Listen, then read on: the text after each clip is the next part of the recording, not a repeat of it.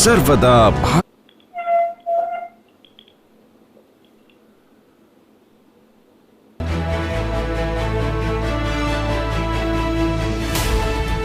ये है India first communication और आप देख रहे हैं पब्लिक फर्स्ट, सर्वदा भारतीय। नमस्कार, मैं हूं आशुतोष और आप देख रहे हैं पब्लिक फर्स्ट, सर्वदा भारतीय।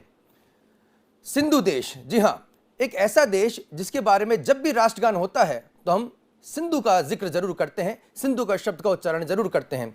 कभी आप राष्ट्रगान का जब भी उच्चारण करें तो उसमें आता है पंजाब सिंध गुजरात मराठा द्राविड़ उत्कल बंग। तो इसमें जो सिंध है वो आखिर भारतवर्ष के राष्ट्रगान में तो शामिल है, लेकिन उसका अस्तित्व कहां है? आखिर कहां है हमारा सिंधु देश और अब इस पर चर्चा क्यों हो रही है? आजादी के बाद से सिंधु देश को लेकर क्यों नहीं चर्चा हुई? क्यों इतने महत्वपूर्ण शब्द को भुला दिया गया? जिस सिंधु घाटी सभ्यता को अंग्रेज इतिहासकार भी मानते हैं, उसे लेकर हमारा ये बेरुखी क्या हमारे इतिहास के लिए घातक नहीं है? और अब इस विषय को लेकर क्या कुछ होने जा रहा है, इस विषय पे आज बेहद ही महत्वपूर्ण चर्चा हम करेंगे। आपका स्वागत है पब्लिक फर्स्ट के खास प्रोग्राम भारत फर्स्ट पर। मध्य प्रदेश की राजधानी भोपाल में संघ प्रमुख मोहन भागवत जी पधारे। उन्होंने क्या कुछ कहा, छोटा सा पहले हम आपको क्लिप सुनाएंगे और उसके जरिए आपको समझने की कोशिश करनी चाहिए कि आखिर ये कितना महत्वपूर्ण विषय है। सुनिए।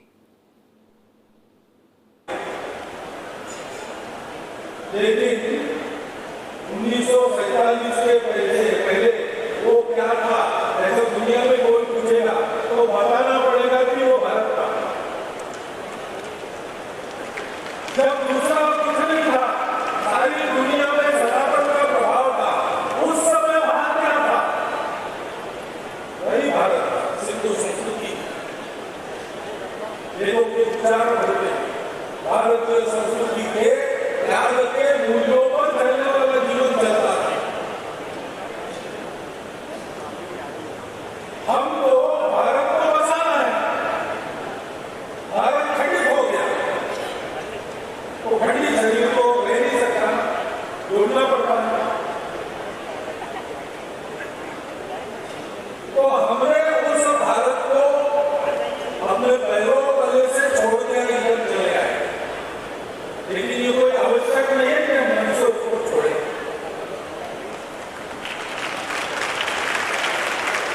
क्योंकि हमारे साथ उस भूमि का जुड़ा, केवल सिंधुवासियों को नहीं कह रहा हूं, भारत के साथ उस भूमि का जुड़ा, सनातन धर्म संस्कृति हिंदू समाज के साथ उस भूमि का जुड़ा, ये तो नाम से ही शुरू होता है। हिंदू क्यों कहा जाता है, हिंदुस्तान क्यों कहा जाता है? उसका कारण सिंधु नदी है। सिंधु नदी का प्रदेश है। हम कैसे भूल सकते हैं? हम अगर अपने आप को भारत रहे तो सिंधु सभ्यता को नहीं भूल सकते। वहां से अभी भी इतिहास को भारत तक मालूम है पड़ता। हम तो उसके भी पहले जाते हैं। तो हमारे महाभारत में, हमारे रामायण में वहां के उल्लेख होते हैं, वहां के राजा वाली प्रजा सबका वर्णन मिलता है। सिंधु नदी के सूत्र वेदों में क्या प्रदर्शन है पूरा सिंधु नदी। उसको कैसे भूल सकते हैं दादा, हम कैसे बोल सकते हैं? हम उसको नहीं बोलेंगे, हम उस सिंधु को नहीं बोलेंगे, हम उस सिंध प्रदेश को नहीं बोलेंगे। हम अपनी भाषा, अपनी पूजा, अपना भजन, अपना भोजन, अपना भवन जैसा था जैसे रहते थे और अपना भ्रमण कहाँ जाते थे, किन तीर्थों की यात्रा करते थे, भूलेंगे नहीं।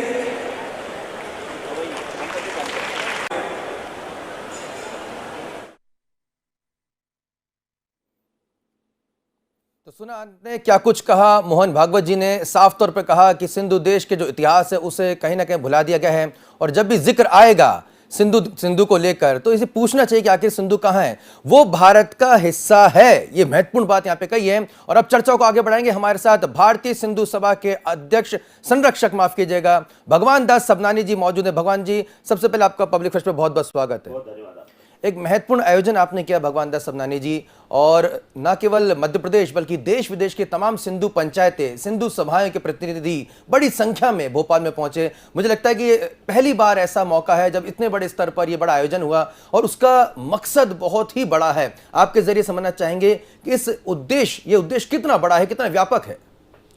देश की स्वतंत्रता को 75 वर्ष हुए, आज़ादी का अमृत महोत्सव हमने मनाया।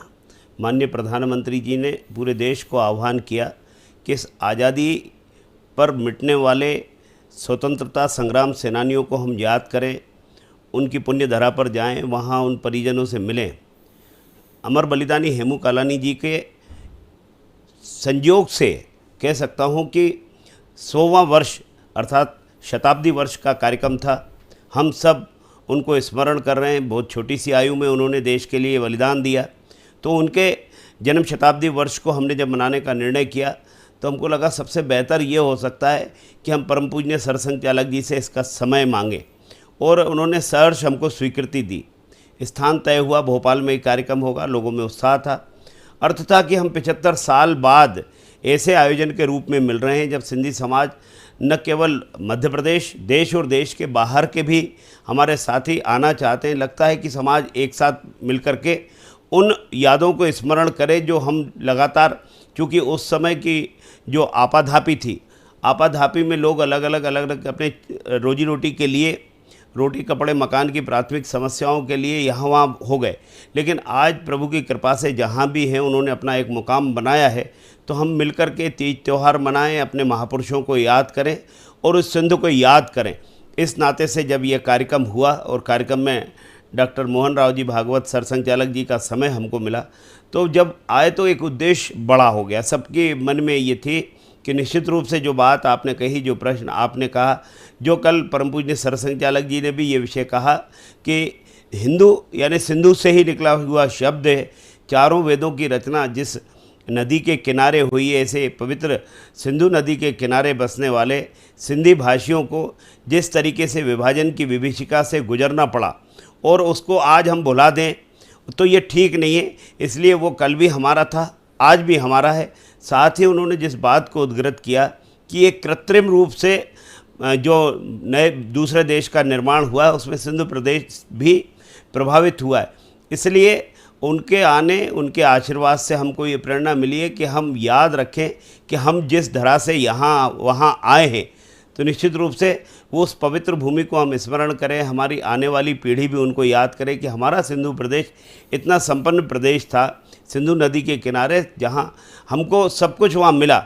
लेकिन जिस तरीके की घटनाएं हुई हैं और आज भी वहाँ के लोग जिस तरीके का वातावरण है कि वो चाहते हैं और वहाँ की जब मांग उठती है तो उन्होंने एक बात बड़े साफ शब्दों में कही कि हम आक्रमणकारी नहीं है, वहाँ के लोग ऐसा चाहते हैं। तो मुझे लगता है कि जो सपना प्रत्येक सिंधी भाई बहन के मन में है कि वो हमारा प्रदेश, वो हमारा स्थान, वो हमारे भारत का अभिन्न भाग जो था, जो उस कृत्रिम तरीके से अलग हो गया, वो वापस जोड़ना चाहिए। तो निश्चित रूप से हम सब के लिए गौरवशाली बात है, गौरवकारी एक क्षण है कि हम सब मिलकर के ऐसे आयोजन के साक्षी बने हैं। जब मिलकर के जहां हमने अपने बलिदानी, युवा बलिदानी को स्मरण किया, वहीं हमने सिंधु से जुड़े और विभिन्न जो क्षेत्रों में अपना मुकाम हासिल किए हुए उनको बुला करके हमने जब इस कार्यक्रम के साथ जोड़ा तो उन्होंने भी प्रसन्नता व्यक्त की। मुझे लगता है कि ये संदेश न केवल यहाँ के लिए, वहाँ भी जो बसे हुए उनके बीच में भी ये जाएगा कि हम भले इस भौगोलिक रूप से थोड़ा सा अलग हुए लेकिन हम मिले हुए, से अलग हैं सर। हाँ, लेकिन हम सब मिले हुए। कहीं ना कहीं महत्वपूर्ण विषय है सर। मैं इसमें आपके फिर से लौटूंगा। हमारे साथ प्रवीण जी भी जुड़ चुके हैं बैतूल से, जो कि विदेश मंत्रालय भारत सरकार के सलाहकार हैं, इतिहासकार हैं। प्रवीण जी, आपका पब्लिक फर्स्ट पर बहुत बहुत स्वागत है। प्रवीण जी, भगवान दास सबनानी जी बहुत ही महत्वपूर्ण विषय को अब यहाँ तक ले आए हैं, लेकिन मैं एक बार फिर आपसे आपके जरिए समझना चाहूँगा, हमें ये बताया गया इतिहास में कि चूंकि साहब अभी मौजूदा जो पाकिस्तान है, जिसकी जनसंख्या अब जाके 70 साल बाद करीब 20 करोड़ के आसपास हुई है, अब जाकर 70-75 साल बाद 20 करोड़ के आसपास हुई है। आज़ादी के वक्त सन 1947 में वहाँ पर मुस्लिम बहुतायत में हैं, इसलिए उनको वो हिस्सा दे दिया जाए। लेकिन आज जब पाकिस्तान का जो नक्शा देखते हैं उसमें 4 सूबे हैं। उन 4 सूबों में एक महत्वपूर्ण सूबा है सिंध प्रदेश का, सिंध प्रांत। और वहां पर जो ज्यादातर जो जनसंख्या थी वो सिंध प्रदेश के रहने वाले हिंदुओं की थी, जिन्हें सिंधी कहा गया, क्योंकि सिंध एक भौगोलिक नाम है। उनका धर्माचरण जो है वो हिंदू पद्धति से था, सनातन संस्कृति से वो जुड़े हुए थे। उसके बावजूद भी ये कितना बड़ा झूठ हमसे बोला गया और इतिहास की कितनी बड़ी ये गलती की गई, वो लकीर खींचकर, जिसका खामियाजा हजारों लाखों सिंध वासियों को भुगतना पड़ा। और वो विभीषिका कितनी कितनी डरावनी, कितनी भयावह थी, आपके शब्दों के जरिए हम समझना चाहेंगे। लेकिन मैं बड़े हर्षपूर्वक और गौरवपूर्वक ये बताना चाहता हूँ कि हमारे राष्ट्रगान में अभी सिंध शब्द जो है, पंजाब, सिंध, गुजरात, मराठा, हम प्रतिदिन प्रतिपल और प्रतिवर्ष बोलते रहते हैं, उसको सुनते रहते हैं। और ये सिंध शब्द जो है हमारे केवल राष्ट्र गान में केवल एक शब्द नहीं है, ये हमारे आचरण का प्रतीक है। हम आज भी सिंध को भूले नहीं है। परम पूजनीय सरसंघचालक जी मोहन भागवत जी ने ये बात कल कही, किंतु हमारे आचरण में ये बात सदा से रही है। हम सिंध को नहीं भूले, हम सिंध को नहीं भूल सकते। वस्तुतः तो ये कहना चाहिए कि सिंध समाज जो बाद में केवल अपने धर्म प्रेम के कारण और इस विश्वास के कारण कि धर्मो रक्षति रक्षिता, धर्म की यदि हम रक्षा करेंगे तो धर्म हमारी रक्षा करेगा, केवल इस विश्वास से वो अपना धन संपत्ति, रिश्तेदारी, व्यवसाय, कृषि सारा कुछ छोड़ करके वो भारत भूमि की तरफ बढ़ चले। आज भी वो इस राष्ट्र में बड़े गर्व से कहना चाहिए कि इस राष्ट्र में सिंधी समाज न केवल इस राष्ट्र के विकास में अपनी महत्वपूर्ण भूमिका को निभा रहा है, बल्कि एक जागृत चैतन्य नागरिक की भी भूमिका निभा रहा है।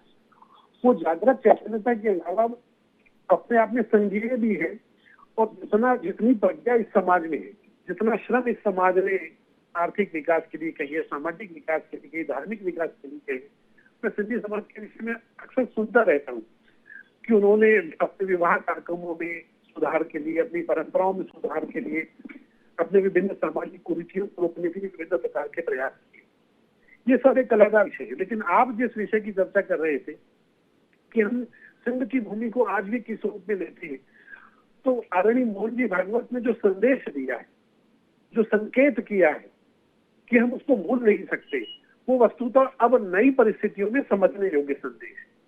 आज समूचा भारत स्वतंत्रता के 75 वर्षों बाद में आज हम जिस स्थिति में खड़े हैं, जिस सबल, सक्षम और समृद्ध स्थिति में खड़े हैं, उस स्थिति में यदि कोई निर्णायक इस प्रकार का संकेत देता है तो मुझे लगता है कि समूचे राष्ट्र को एक दिशा की तरफ देखना चाहिए।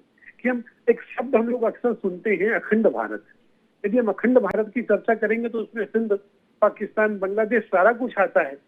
लेकिन एक विशेष प्रदेश को लेकर के बलूचिस्तान के विषय में भी तमाम प्रकार की बातें पिछले वर्ष में उठती रही है। हमारे रक्षा मंत्री जी ने, हमारे प्रधानमंत्री जी ने और अब आदरणीय मोहन जी भागवत ने, हमारे पूजनीय सरसंघचालक जी ने जो संकेत दिए हैं, इन सब संकेतों का एक अपना महत्व है। और केवल हम भौगोलिक विजय को विजय नहीं मानते, सिंधी समाज कहे या समूचा सनातनी हिंदू समाज कहे, भूगोल हमारे लिए कभी महत्व नहीं रहा। हमारे लिए महत्व रहा है आत्मा का बंधन, हमारे लिए महत्व रहा है आस्था का और श्रद्धा का बंधन।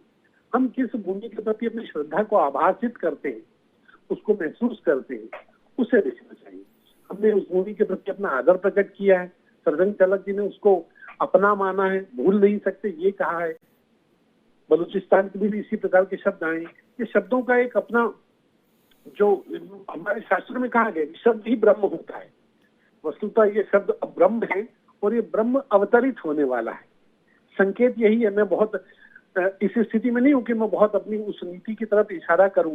मैं एक बहुत छोटा सा कार्यकर्ता हूं, उस नाते से केवल इस संकेत में एक शुभ भावना को, शुभ संकेत को समझना चाहता हूँ। पूरे राष्ट्र को जो शुभ संकेत देता है, इसके लिए समूची भारत भूमि को मैं बधाई और शुभकामनाएं देना चाहता हूँ। प्रवीण जी, माफी चाह रहा हूँ, आपको बीच में थोड़ा सा मैं रोक रहा हूँ। प्रवीण जी, बीच में आपको थोड़ा सा रोक रहा हूँ, माफी चाह रहा हूँ, क्योंकि हमें लगता है कि क्या जिस भूमि की सिर्फ हम यहाँ पे याद करें, लेकिन इस पे विषय पे चर्चा होनी चाहिए कि किसी को भूमि से पहले बेदखल कर देना और बेदखल करके उनको कहीं दूसरी जगह, ये उनकी विस्थापना को भी ठीक तरह से नहीं देखना कि उनको विस्थापन वो ठीक से हो पाए या नहीं हो पाए।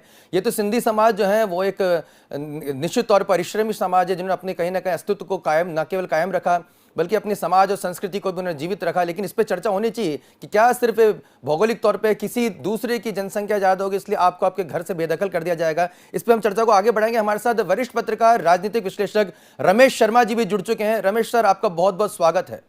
धन्यवाद। रमेश सर, आप इन विषयों पर लगातार चिंतन करते रहते हैं, मनन करते रहते हैं। सरसंघचालक मोहन भागवत जी ने जो इशारा किया है सिंधु देश को लेकर, आपके शब्दों के जरिए समझना चाहेंगे क्या कुछ है इस इशारे में? देखिए, मोटे तौर पर उन्होंने जो संकेत किया है या जो अपना उद्बोधन दिया है, इसकी अपेक्षा बहुत पहले से की जा रही थी।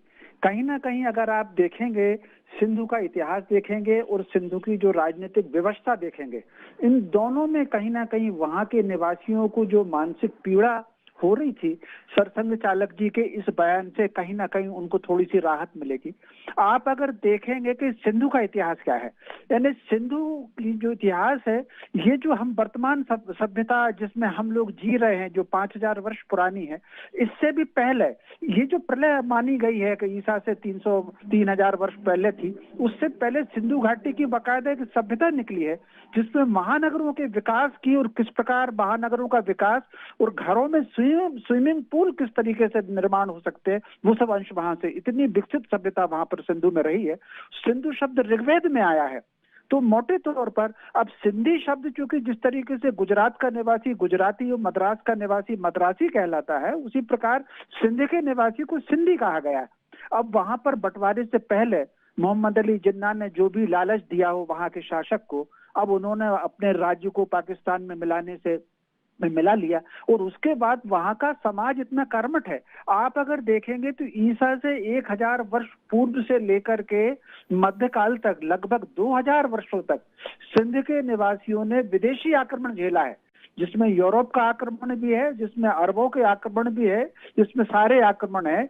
जो ये ज्ञात इतिहास में है कि ईसा से 1000 वर्ष पहले से जो आक्रमण सिंध पर शुरू हुए उसको झेला और कहीं ना कहीं भारत की सुरक्षा के लिए एक मजबूत दीवार सिंध रहा।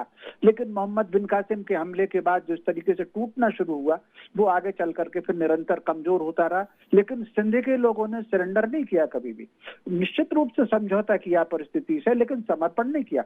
और उसी बंटवारे के समय हजार कष्ट उठा करके प्राण बचाने और पेट भरने की समस्या को सामने लेकर केवल संस्कृति की रक्षा, स्वत्व की रक्षा और स्वाभिमान की रक्षा के लिए वो भारत लौटे हैं। निश्चित रूप से उनका सम्मान किया जाना चाहिए। अभी जो वहां पर सिंध की वर्तमान स्थिति है, पाकिस्तान के बनने के बाद, पाकिस्तान के अधीन होने के बाद वहां पर पृथक सिंध देश की मांग उठ रही है, जिसको वहां की सरकार दबा रही है।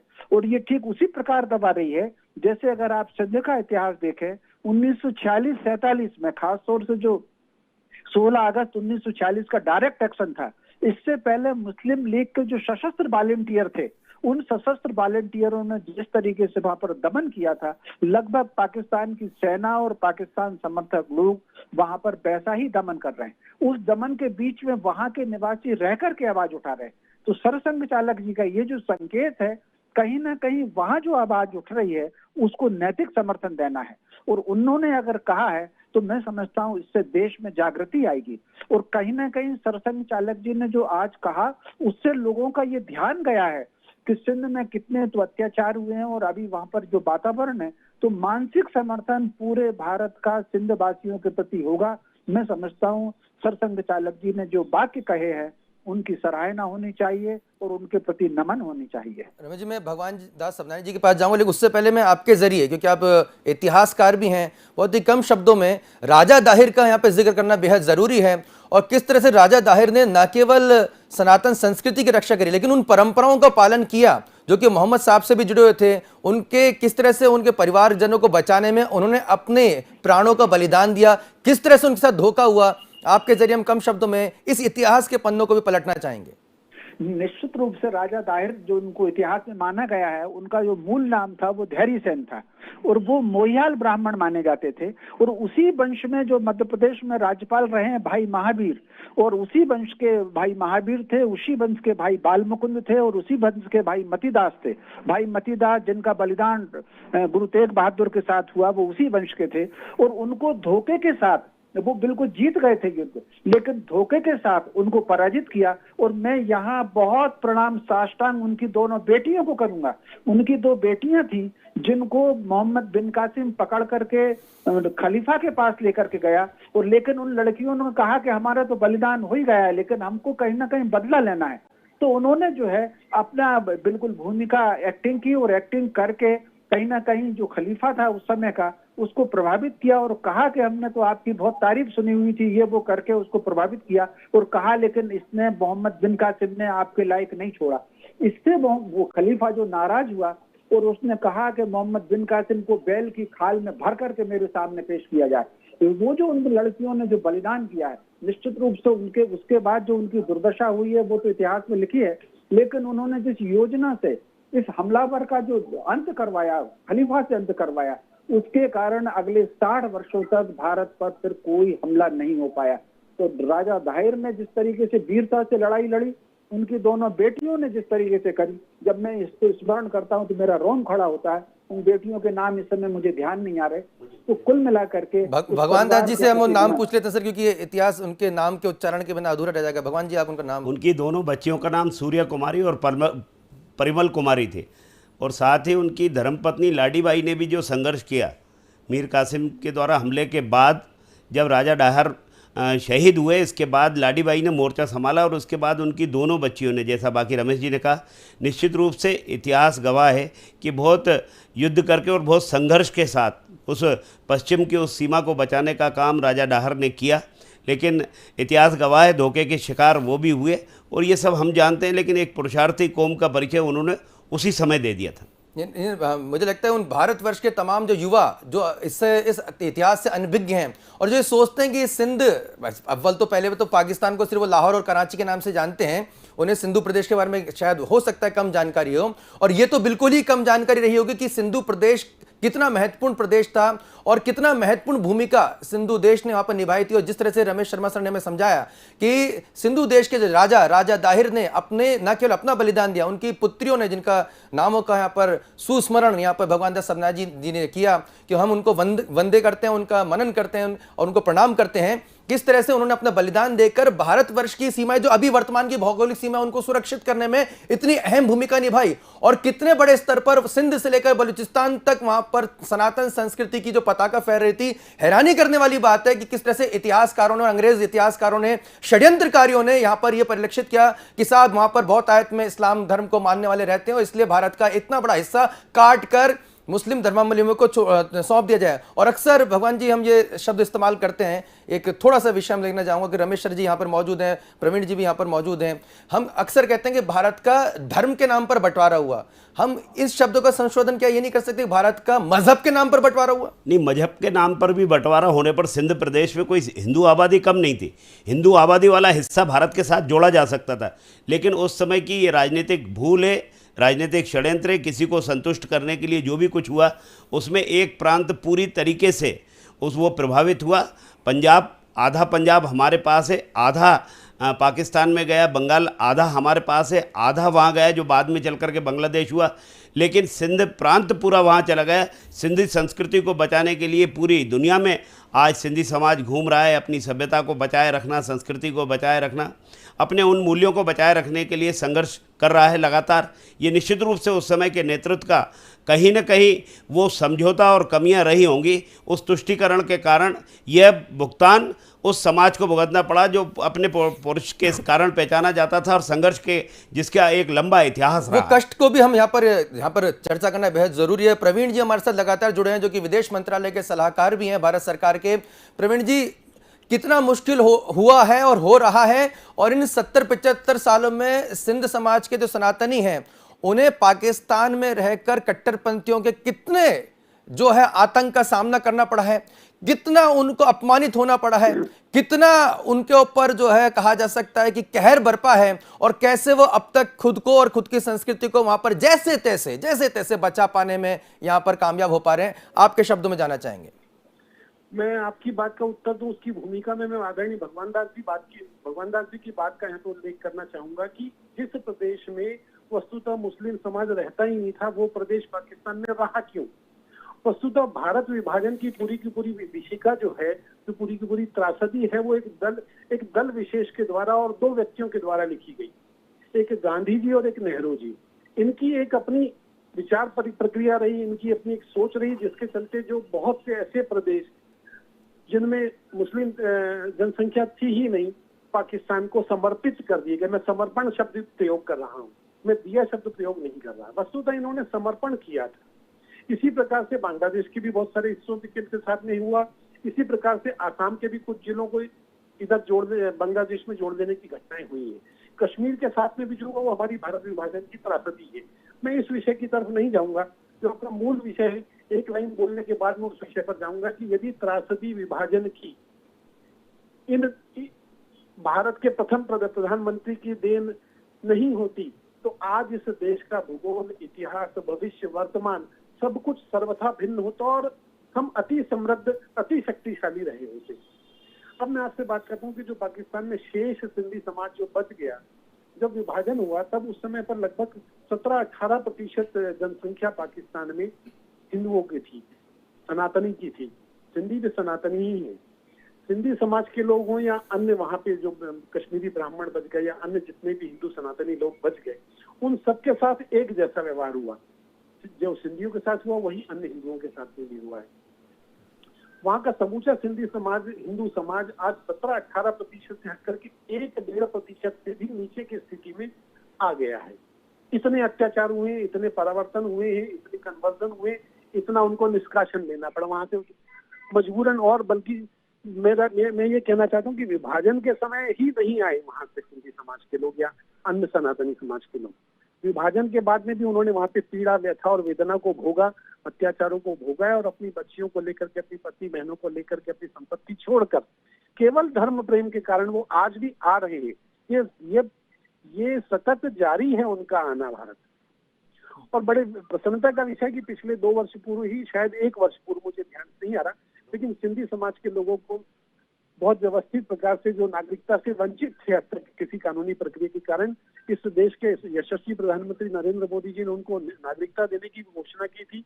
और उसके चलते स्वयं भोपाल में, जहां पर एक महत्वपूर्ण संकेत आदरणीय मोहन जी भागवत ने दिया है, परम पूजनीय सरसंघचालक जी ने दिया है, उसी नगर में सिंधी समाज को नागरिकता देने की संदर्भ में घोषणा भी पिछले वर्ष की गई थी। मैं पुनः अपने विषय पर आना चाहता हूँ कि आज भी वहां पर जो हिंदू समाज शेष बच गया है वो अपनी अस्मिता को बचाने के लिए निरंतर संघर्ष कर रहा है। और इस संदर्भ में मुझे पूर्ण विश्वास है कि भारत के प्रधानमंत्री प्रयास कर ही रहे हैं। संयुक्त राष्ट्र संघ में इस विषय को तुरंत उठाया जाना चाहिए, वहां पर तुरंत हस्तक्षेप होना चाहिए। वहां के हिंदुओं की हितों की रक्षा किस प्रकार हो सके, वो अपनी परंपराओं की, अपने मठ मंदिर आश्रमों की रक्षा किस प्रकार कर सके, ये चिंता अब भारत की नहीं है, ये केवल ये अंतर्राष्ट्रीय चिंता का विषय है। बिल्कुल इस पे आएंगे सर, अंतर्राष्ट्रीय चिंता पर। लेकिन अंतर्राष्ट्रीय जो फोरम पे भगवान दास सबनानी जी, आप अब हमारे सामने भारतीय जनता पार्टी के एक नेता के तौर पे यहाँ पर विराजित हैं, लेकिन आपने बचपन में, तब आप कोई नेता नहीं थे, आप एक सामान्य परिवार में जन्म लिया। हो सकता है कि आपके परिवार में चर्चा होती रही हो कि साहब हमारे फलाने रिश्तेदार हैं, वो पाकिस्तान में मौजूदा सिंधु प्रदेश में हैं, उनके कष्टों पर चर्चा होती होगी। लेकिन उस समय का जो माहौल हम आपके जरिए समझना चाहते होंगे कि जब आज भी हम पढ़ते हैं कि वहाँ पर सिंध समाज की, जो सिंध प्रदेश की जो सनातनी हिंदू लड़कियां, उनका जबरन जो है उनको उठा लिया जाता है, बलात्कार कर दिया जाता है, गैंग रेप होते हैं, उनका धर्मांतरण होता है। तो वो कष्ट, वो पीड़ा जो आपके परिवार में चर्चा होती होंगी और वहाँ से कभी कभार पत्राचार के जरिए और अब मौजूदा काल में तो फ़ोन कॉल्स के जरिए या व्हाट्सएप के जरिए जो चर्चा होती है, कितना कष्टप्रद रहता है और कितना दर्द महसूस करते हैं सिंधी समाज इस पर?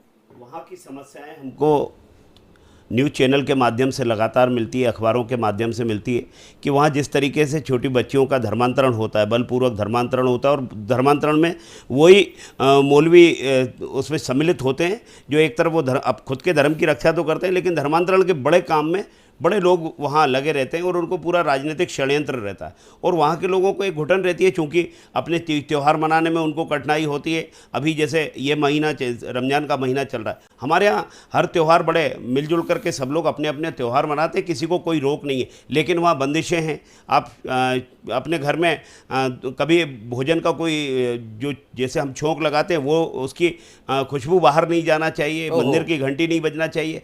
इतनी वेदना लगाते हैं उसकी खुशबू भी नहीं जानी। हाँ, अगर जो वहाँ पास में कोई उस वहाँ का बहुसंख्यक है तो निश्चित रूप से वहाँ के अल्पसंख्यक अर्थात वहाँ हिंदुओं को, सनातनियों को बहुत परेशानी जाती है।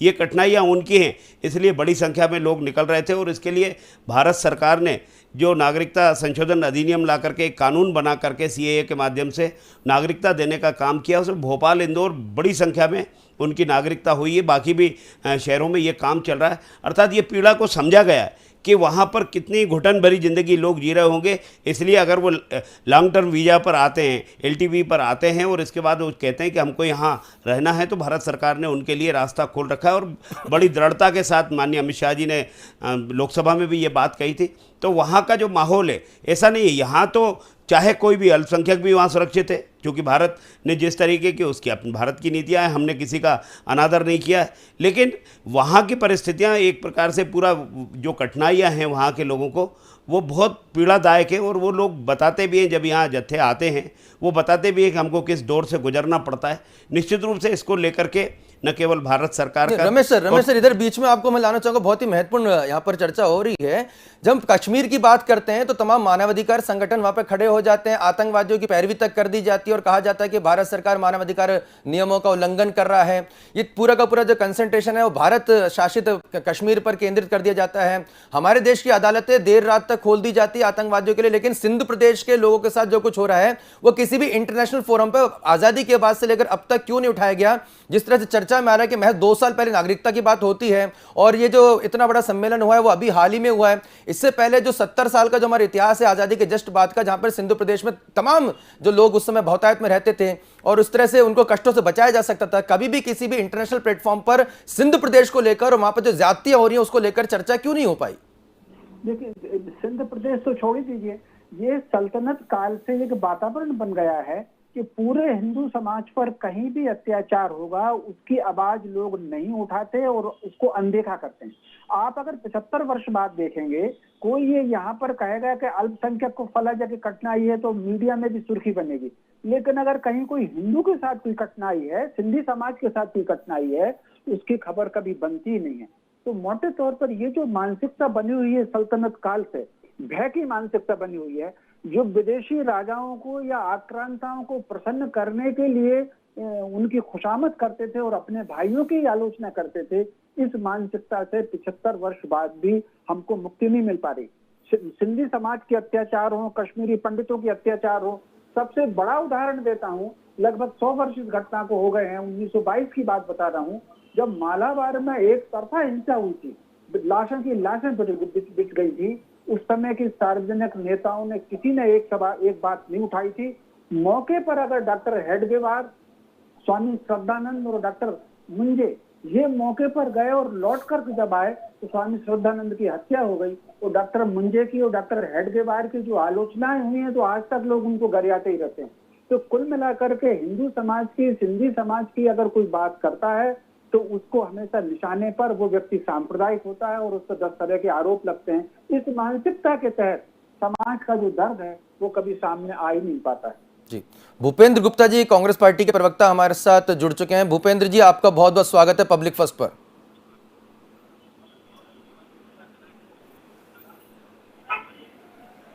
भूपेंद्र जी, आप तक मेरी आवाज पहुंच पा रही है? चलिए एक बार हम फिर कोशिश करेंगे भूपेंद्र गुप्ता जी से जुड़ने की। कांग्रेस पार्टी के प्रवक्ता हैं। हेलो भैया, आवाज नहीं आ रही यार, तेज करो ना। जी, पीसीआर से हम कहेंगे, आग्रह करेंगे कि हमारे गेस्ट तक आवाज नहीं पहुंच पा रही है। भूपेंद्र जी, आप तक मेरी आवाज पहुंच पा रही है? एक बार फिर हम चाहेंगे कि उनको जोड़ने की कोशिश करेंगे, लेकिन भगवान जी बहुत ही महत्वपूर्ण पॉइंट यहाँ पर रमेश शर्मा जी ने यहाँ पर अंडरलाइन किया है।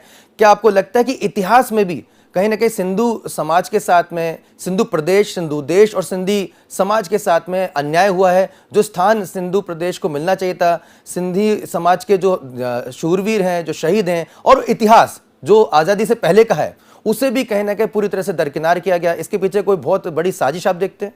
देखिए, आज़ादी के पहले बाकी राज्यों की तरह सिंध प्रांत भी था, लेकिन बहुत समृद्ध प्रांत था, क्योंकि नदियाँ वहाँ सिंधु नदी होने के कारण समृद्ध प्रदेश माना जाता था। लेकिन इसके बाद के जो घटनाक्रम हुए, वहाँ के इतिहास को भुलाने का प्रयास किया गया। सिंधु घाटी की सभ्यता की चर्चा धीरे धीरे एक प्रकार से समाप्त करने की कोशिश की कि किसी को ध्यान में भी न जाए। वहाँ खुदाई होना शुरू हुई थी, उसको वहाँ की सरकार ने रोक दिया। साथ ही यहाँ आने के बाद भी जहाँ के लोग जब अपने रोटी कपड़ा मकान की समस्या से जूझ रहे थे तो धीरे धीरे उन शहीदों को भी बुलाने का काम किया, राजा डायर सेन को बुलाने का काम किया। उस देश की आज़ादी के रूप में ही संत कंवर राम जी का जब हम नाम सुनते हैं तो भगत कंवर राम जी की भी 1939 में 1 नवंबर को हत्या की गई थी, और हत्या करने वाले भी वहाँ के वो मुस्लिम थे जिनको ये नहीं लगता था कि ये हिंदू जागरण कर रहे हैं, धर्म का प्रचार कर रहे हैं। तो तब से लेकर के और एक प्रकार से मौन रखा गया और उन सच्चाइयों को छुपाने का प्रयास तब की सरकारों ने लगातार किया है। हेमू कालानी जी के उस बलिदान को भी शहीद आजम भगत सिंह, राजगुरु और सुखदेव जी की परंपरा पर ही, जिन्होंने उस पद्धति से लड़ाई लड़ करके देश को आज़ाद करने वाली उस सेना के एक प्रकार से उस युवा नायक के रूप में थे, लेकिन उनको भी भुलाने का प्रयास किया। कल माननीय मुख्यमंत्री शिवराज सिंह चौहान ने भी उस समय की तत्कालिक कांग्रेस सरकार ने, क्योंकि आज़ादी के बाद तो पहली सरकार पंडित जवाहरलाल नेहरू जी की और लगातार फिर कांग्रेस की लंबे समय तक जो सरकार रही, तो उन इतिहास के उन वीरों को भुलाने का काम हुआ और ऐसा लगने लगा कि देश में कुछ परिवारों ने ही संघर्ष किया और उन्होंने देश को आज़ादी दिलाई और देश आज़ाद हुआ। वस्तुतः सच्चाइयों को छुपाने का काम उन सरकारों के माध्यम से हुआ। और कल माननीय मुख्यमंत्री शिवराज सिंह चौहान जी ने जो घोषणा की राजा डायर सेन जी के उनके जीवन परिचय को पाठ्यक्रम में पढ़ाने का एक बड़ा निर्णय है। इसके साथ ही उन्होंने भगत कंवर राम जी के इतिहास को बताना, हेमू कालानी जी के इतिहास को पाठ्य पुस्तक में जोड़ने का, तो निश्चित रूप से हम इतिहास को पढ़ सकेंगे, इतिहास को जान सकेंगे। हमारा जो इतिहास है उसको जो अलग करने का प्रयास किया, देखिए कितनी उल्हावनाओं के साथ हम वहाँ से आए, तो हमारे पूर्वजों को शरणार्थी शब्द का उसको झेलना पड़ा। लंबे समय तक एक सील लगा दी गई कि शरणार्थी, वस्तुतः एक प्रांत से दूसरे प्रांत में भारत में आए, लेकिन उन तब की सरकारों ने शरणार्थी कैंप, क्यों भाई आप वहाँ से आए, आज तक कश्मीर के जो कश्मीरी पंडित हैं शरणार्थी कैंप शब्द चलता है, वहाँ से वो आए, निकल कर के आए, अपनी धर्म की रक्षा के लिए आए, अपने जीवन की रक्षा के लिए आए, तो उनके साथ जो व्यवहार होना चाहिए था वो व्यवहार नहीं हुआ।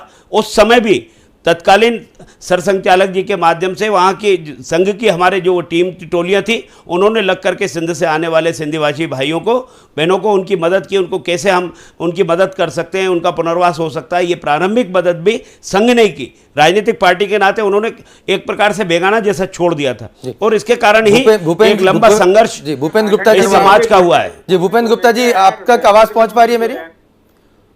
भूपेंद्र गुप्ता जी, आप तक मेरी आवाज पहुंच पा रही है? पब्लिक फर्स्ट से मैं आशुतोष बोल रहा हूं, आपका बहुत बहुत स्वागत है। हेलो। हाँ भूपेंद्र जी, आप तक आवाज पहुंच पा रही है हमारी? आपकी आवाज नहीं आ रही है मैडम। अच्छा भूपेंद्र जी, अगर थोड़ा सा मैं कोशिश कर रहा हूँ जोर से बोलने की, जिससे आप तक आवाज पहुंच पाए मेरी। यहाँ पर भगवान दास सबनानी जी हमारे साथ मौजूद हैं, जो कि भारतीय जनता पार्टी के नेता हैं, संरक्षक हैं भारतीय सिंधु सभा के। जिस तरह से कल सरसंघचालक मोहन भागवत जी ने सिंधु देश को लेकर एक बड़ी बात कही है, और यहां भगवान दास सबनानी जी का एक कहना है कि आजादी के बाद से सिंध समाज के जो लोग हैं उनके इतिहास को भुलाया गया और चंद लोगों के ही इतिहास को यहां पर जो पढ़ाया गया। अगर आप तक मेरी आवाज पहुंच पा रही है तो आपका इस पर रिएक्शन जानना चाहेंगे सर। ये एक दुष्प्रचार है। भारत में जो है सिंधी भाइयों को वही स्थान मिला है जो भारत के नागरिकों को है। सिंधी कैंप कब सिंधी कॉलोनियों में कन्वर्ट हो गए, ये सब कांग्रेस के राज में हुए हैं, ये बीजेपी के राज में नहीं हुए। उनका परिश्रम, उनका श्रम और उनकी जो जिजीविका है, उन्होंने इस देश में बहुत योगदान किया है सिंधी समाज ने। कांग्रेस ने उनके इस योगदान को स्वीकार करते ही हुए जो है भगवान केसवानी सहित जो है कई लोगों को राज्यसभा तक में हम लेकर गए हैं और उनको हमने जो है सम्मान दिया है। आज जो है भारतीय जनता पार्टी और राष्ट्रीय स्वयंसेवक संघ हिंदू राष्ट्र और अखंड भारत बनाने की बात कर रही है। हमें इसमें कोई गुरेज थोड़ी है। हम तो खुश है कि एक अखंड भारत जिसको जो है जिन्ना के साथ मिलकर उस जमाने के जो है हिंदू नेताओं ने और मुस्लिम लीग के नेताओं ने और महाहिंदू महासभा के नेताओं ने मिलकर 2 राष्ट्र की थ्योरी चलाई और देश के टुकड़े करवा दिए। तो देश एक हो तो बहुत अच्छी बात है, हम तो इसमें सहमत हैं। भगवान जी, इनके साथ तो कहना है कि लगातार कांग्रेस का कोई रोल नहीं था पार्टीशन में। हमने गोवा का विलय कराया भारत में, हमने सिक्किम का विलय कराया भारत में, हमने अरुणाचल को प्रदेश का दर्जा दिया, हमने जो है भूटान के साथ संधि की, हमने 9 काउंसिल हिल को जो है देश के जो है राज्य बनाने में जो वो किया, जहाँ पर आज जो है चुनाव से सारी व्यवस्था वहाँ पर तैयार है। तो इस प्रयास को भारतीय जनता पार्टी आगे बढ़ाना चाहती है, तो हमारा पूरा सहयोग है। बातचीत करे संघ जो है पाकिस्तान के साथ, एक तरफ उन्हें दुश्मन राष्ट्र कहते हैं, दूसरी तरफ जो है अखंड भारत का झुंझुना भी पकड़ाते हैं। तो ये जो है, अगर आप वास्तव में गंभीर हैं देश में अखंड भारत बनाने के लिए, तो पहली तो जो है उन जातियों, उन समाजों को जो आज उस अखंड भारत के उस टुकड़े में रहते हैं, उनको गाली देना बंद कर दें और उनकी तरफ बातचीत करें कि साहब अखंड भारत कैसे बनेगा, इसका प्रारूप देश के सामने रखें, हम उसका समर्थन करेंगे भगवान जी। और उस प्रारूप को लेकर सामने आए। केवल जुमलाबाजी करने से क्या फायदा है, इसका कोई तो औचित्य है नहीं। और गंभीरता से, ये तो बहुत बड़ा विषय है, देश की संप्रभुता का विषय है, तो इस पर गंभीरता से बातचीत होना चाहिए और गंभीरता से इस बात को करें।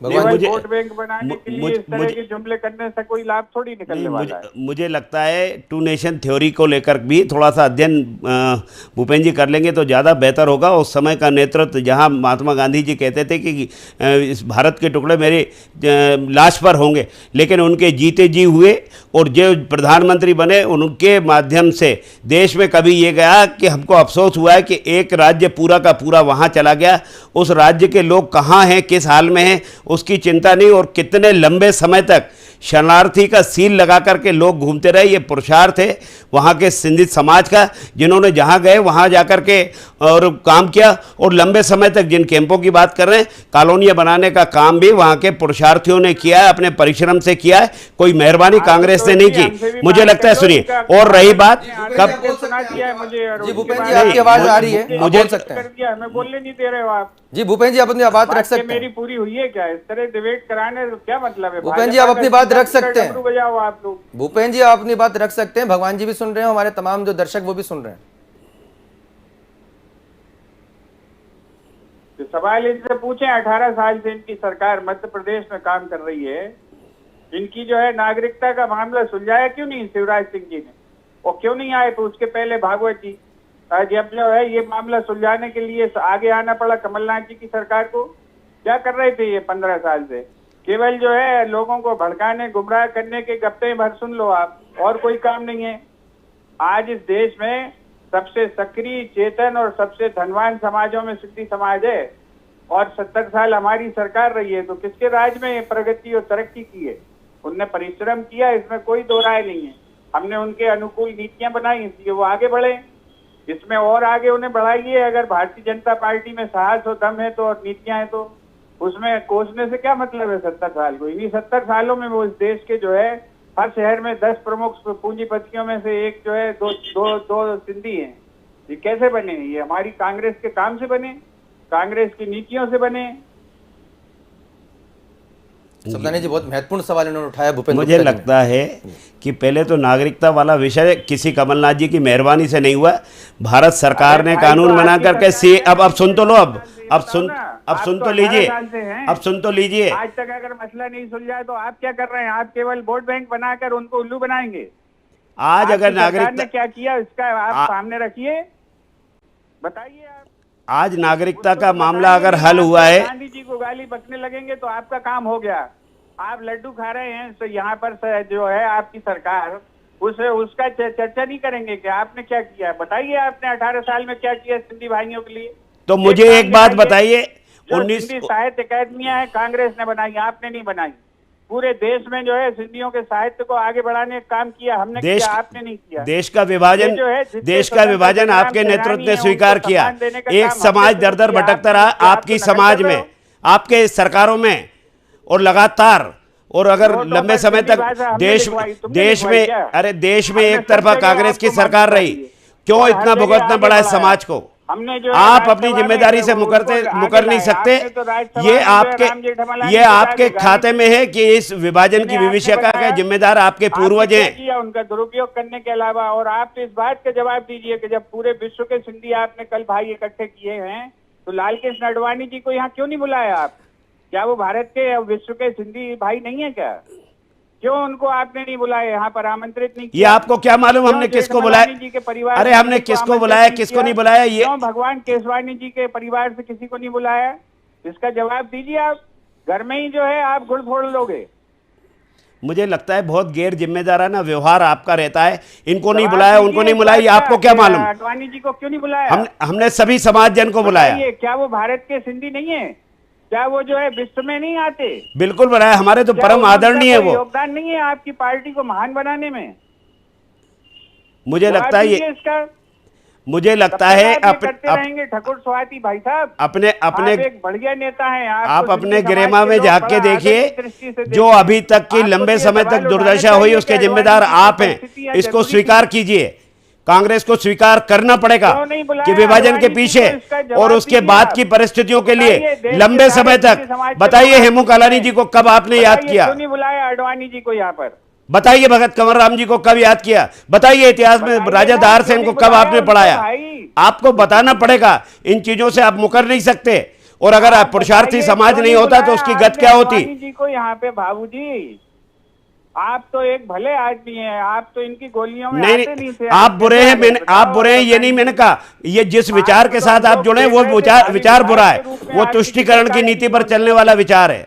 बताइए, आप जो है, हम तो आपको भावी विधायक मान के चल रहे थे। अरे आप कुछ भी भावी माने, कुछ भी करें, मेरे कर्म को आप नहीं बदल सकते, लेकिन जिस आप उस सच्चाई को स्वीकार कीजिए। जैसे भले लोगों को आगे नहीं करके ये बस नहीं, कोई किसी को आगे नहीं कर रहा है। ये सामाजिक, मुख्य रूप से सामाजिक कार्यक्रम है, और उस कार्यक्रम से जो बात निकली है वो बात तो दूर तलक गई है, और उसके लिए आपको जवाब देना पड़ेगा। उन्हें क्यों नहीं बुलाया आपने? बताओ हमें, इसका जवाब दे दो आप।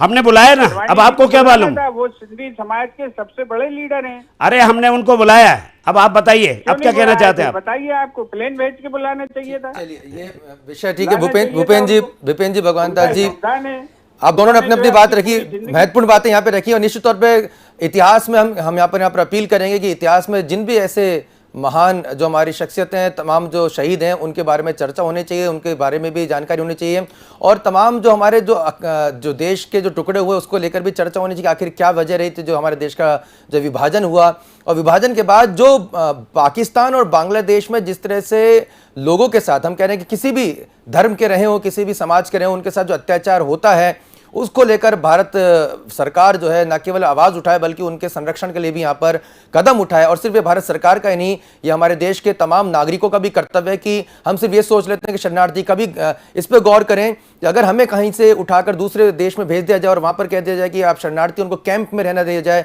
वो तस्वीरें भी आपके सामने आती है, जहाँ से यूक्रेन से लेकर रशिया तक अगर मौजूदा काल में आप देख सकते हैं। हमने तमाम शरणार्थी शिविरों के बारे में देखा है, और आपने कई शहरों में सिंधी कैंप, यहाँ पे नाम का जो उच्चारण है, शब्द है, वो आपने देखा होगा। कितना दर्द होता होगा कि अपने घर से उनको हटा दिया जाए और वहाँ पे टेंट और तंबू के बीच में रहना पड़े, उनमें वहीं पे ही उन तमाम जो है किस तरह से संघर्ष करते रहेंगे, उस पीड़ा को भी यहाँ पे याद करने की ज़रूरत है। इसी कामना के साथ आप सभी गेस्ट का, तमाम मेहमानों का बहुत बहुत धन्यवाद, आपने अपने विचार रखे। रमेश शर्मा सर, आपका बहुत बहुत धन्यवाद। प्रवीण जी, आपका बहुत बहुत शुक्रिया, आप हमारे साथ बैतूल से जुड़े।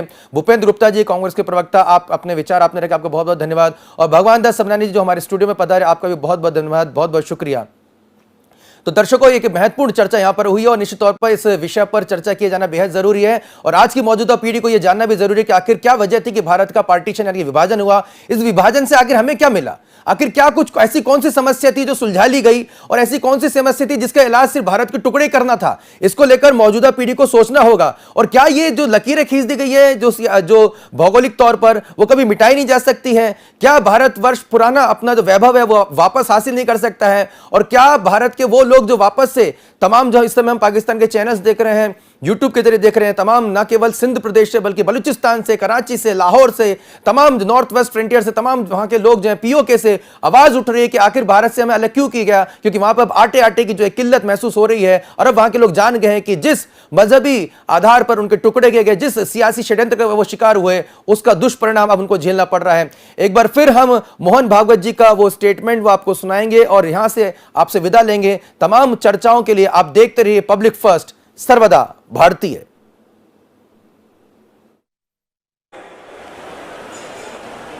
लेकिन 1947 से पहले वो क्या था, ऐसा दुनिया में कोई पूछेगा तो बताना पड़ेगा कि वो भारत था। जब दूसरा कुछ नहीं था, सारी दुनिया में सनातन का प्रभाव था, उस समय वहां क्या था? वही भारत था, सिंधु संस्कृति। ये लोग विचार होते भारत संस्कृति के त्याग के मूल्यों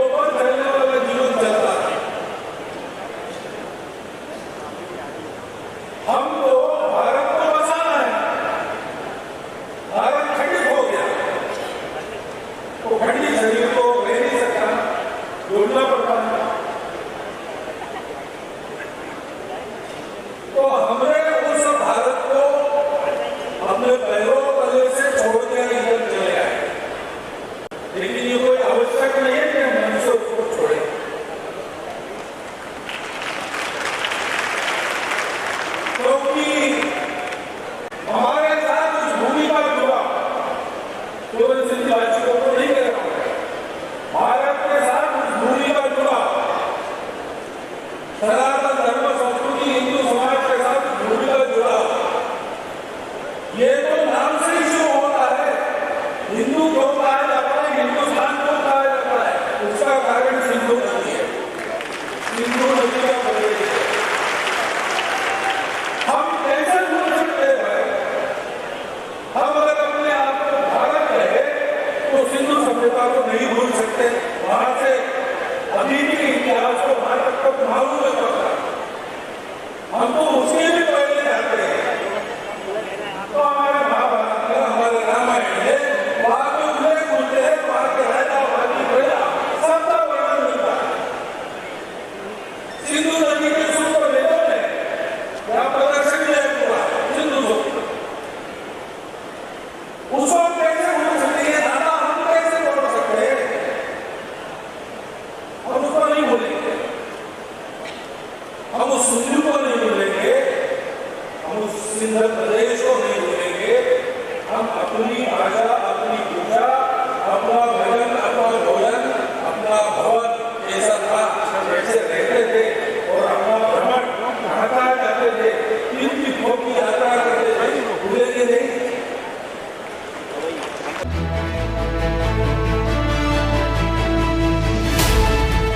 ये है इंडिया फर्स्ट कम्युनिकेशन और आप देख रहे हैं पब्लिक फर्स्ट, सर्वदा